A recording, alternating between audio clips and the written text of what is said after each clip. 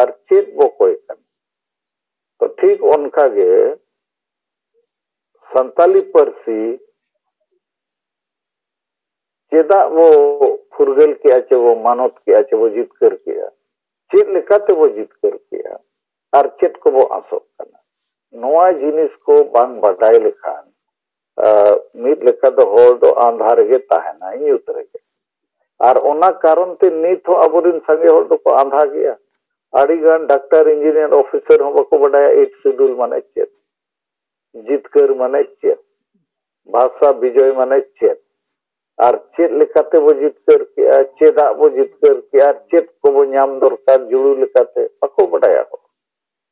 to नवा कथा बांग प्रचार करना ठीक और चेक लेखारम प्रचारा नोडे मा सलखान मुर्मू और आपे को जहां तिना इन सला गाते अकन आपे छड़ा मा जेते हिस्सुय रे को गाबाव अकन बाडाय करते हो रोड बाय सनाया चेदा रोड लेखान सलखान मुर्मू नितुम इत्यादि तो नवा करना परिस्थिति आदो नित दो चेक लेखारे नवा संताली परसी 8 शेड्यूल लेना जितकरेना नवा कथा दो सरीगे अडिगान बाको बडाया बखान बडाय करते हम बाको रोड़ेया और जहां को बडाया उनको के बेमान होड़ कना को बडाय करते हम बाको रोड़ेया आदो ओना मेनते नवा कोरेना दो मिटंगे उपाय जैसे अब आदिवासी संगेल अभियान से कोई बो लई मंगाल का लई केटेज का मारे उयहर मारे डहार दो गोगज होर कना यूथ होर नवा उयहर नवा डहार गे मरसाल होर बंचा होर उनका गे सरिया कथा सरिया रोल अबो गे सामांग हुआ नुकु बाकी जहां तिना मेना कोआ नुकु कारण तेगे आदिवासी समाज दो तहिन द तायम अकना ओना कारण तेगे हासा भाषा जाति धर्म इज्जत तबादी रोजगार चासबास रे जुड़ू को बो रे चोक कना और नवा कथा आपे इन अडी दुख सहित मेना अबो जे मिटे अडी मारंग डॉक्टर कना उनी मिद दिन को मेताय कना आज हो ना कथा गे आबो ठेने फॉरवर्ड कना अडी गान होड़ को मेने गोमके मा दिन गे रुमु बुलु डंडोम बारन गो बगिया ओना गे रोड़े तोय ओना दो हुनंग बाय रोड़ खान ठीकुआ माने आरहो डॉक्टर को नुई डॉक्टर को मेताय कन माने उनको बोहो रे ना रुमु बुलु डंडोम बारन डंग न्याम हिस्से सुये वोट किरिंग अकरिंग महिला विरोधी मानसिकता केवल अपनार लाज परिवार लगी जीवित तहन नवा को बो बगिया अदो नवा गे तो बीमारी मा अरेम डॉक्टर कना बीमारी बाम रोड खान रान चे लेकारे में माया अदो बोहो रे नोंखा बोलो कना अबोरिन होड़ कोआ के रुमु ओ ठीक गया बुलु ओ ठीक गया डन ओ ठीक गया हिस्सुय ओ ठीक गया और अकोरिन गिद्रा पिद्रा दो ना रुमु ना बुलु ट्रेनिंग दो बको एमा को कन उनको दो सख्तो पढ़ा बे मारा मारा चक्री दे सनोते तो इया मेंदे कथा नीत अबो आदिवासी संताल समाज रे अडी मरांग मामला नवा कना हिस्सुय रिया लेकिन नवा दो आज ते दो बाय चबा अबो जहां पॉजिटिव नेता नीति रणनीति संगठन कमी होरा टारगेट को सेट का आबो को कमी बढ़ाव दरकार तो तेहेना मुचेत कथा नवा विषय रे निना मेंशनिंगा तेहेन इन सेट खोय नवा पड़कीडी रे जहां मीटिंग हुई ना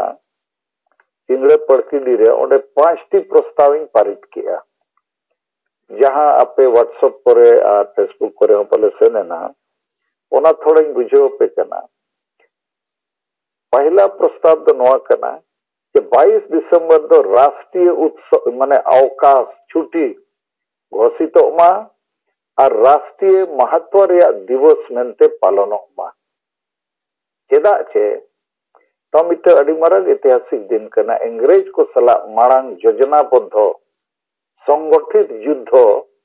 आदिवासी संताल को हुईला संताल हुल करते और जितकर के को संताल परगना दिसोम करते और 1857 मांग रे नवागे कना प्रथम स्वतंत्रता संग्राम दो ओना मेनते नवा दो राष्ट्रीय रिकॉग्निशन नाम दरकार राष्ट्रीय छुट्टी लेकाते हो और राष्ट्रीय महत्व रे दिवस पालन लेकाते हो ओना सलाते संताली परसी 8 शेड्यूल जहां राष्ट्रीय मानवत नवा दो खाली भारत रे मानवत दो बांग कना नवा धरती रे पले आदिवासी को नवा गे प्रथम आदिवासी भाषा जहां मिटन राष्ट्रीय मानवते नामका एटा दिसम को ना भाषा को चाबायना लुप्तोयना भारत रे हो अडिगान आदिवासी भाषा लुप्तो लगे नेक्स्ट किछु साल रे तो नवा भाषा जितकर मामला तो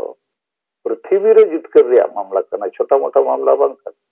और संताल परगना जितकर हो छोटा मोटा मामला बांग भारत दिसम रे हो 100 साल बाद एनान दिसम को फुरगल का 1947 रे अब आदिवासी वो फुरगल के 100 साल मांग रे तो नवा 22 दिसंबर भाषा लगी हो हासा लगी हो फुरगल लगी हो आडी मरांग ऐतिहासिक दिन करना तो अब से कोई न दावी 1 नंबर प्रस्ताव उन्हें पास से ना कि 22 दिसंबर तो राष्ट्रीय अवकाश के छुट्टी मना मा और राष्ट्रीय महत्व दिवस मानव पालन दोसर प्रस्ताव पास किया वो कि झारखंड सरकार 22 दिसंबर दो सरकारी कार्यक्रम लेकाते पालन माय छुट्टी माय एमो गया जेते जिले रे ब्लॉक रे ऑफिसर ताय मेना को कलेक्टर डीसी डीएम ब्लॉक रे बीडीओ सब डिवीजन रे एसडीओ चे सब कलेक्टर नुकु को सरकारी खर्चाते 22 दिसंबर रे पालन को हुई मा कार्यक्रम को सपड़ाव मा स्कूल कॉलेज रिन हड़ को इन्वॉल्व को मा जे नवा तारीख रे हासा और भाषा जितकर लेना जहां ऐतिहासिक मामला करना तीसरा प्रस्ताव तो पारित किया कि भारत रे पार्लियामेंट रे सिदु मुर्मू और कानू मुर्मू बारिया खूब मारंग मूर्ति मढ़ेट रिन के मेटल रिन किन सजामा चौथा प्रस्ताव पारित ना कि संताली परसी दो हिंदी सला आर्टिकल 345 अनुजाई तुरंत झारखंड रे प्रथम राज परसी लेकाते आंगोचो मा जेहेतु नवा रे ग्रीन सिग्नल भारत सरकार को जो है जना और राज्यपाल झारखंड से खोजो मुख्यमंत्री के सरकार चिट्ठी नामका होना 4 नंबर 5 नंबर दो नवा कथा प्रस्ताव रे पास ना जे संताल हुल रे इतिहास और संताली परसी लड़ावना रे इतिहास और संताली भाषा साहित्य लिपि नवा को रिसर्च एंड डेवलपमेंट माने शोध और विकास रे प्रावधान सुविधा लगी भारत सरकार और राज्य सरकार को मारांग इंस्टीट्यूशन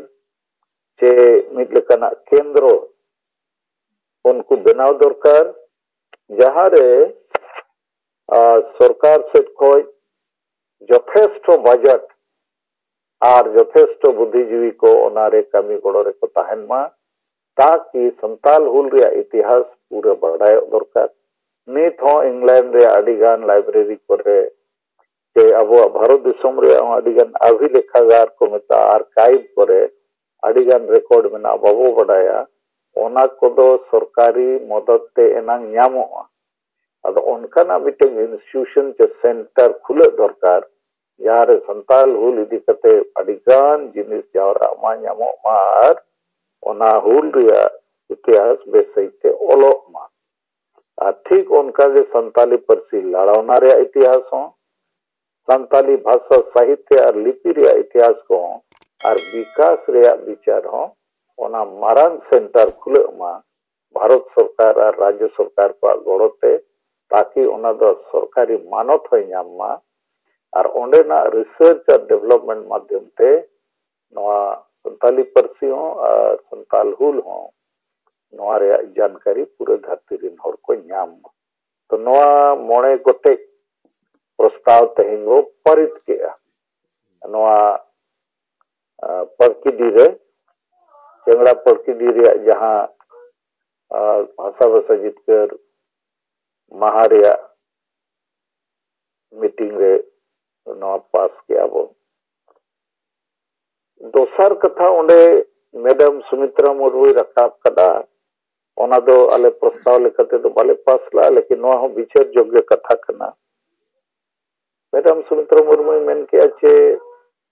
सलखान मुर्मू अब तला रे तेहन जीवित मेनाया मेनखान अडी कान कमी किया हां आपो को गड़ो तेगे जेते होला सहयोग तेगे लेकिन जते होड़ा सहयोग ताहन रहो लीडरशिप जुदी ठीक बाय ताहना इनखान सहयोग ताहन रहो ओना गोल दो बाय मारा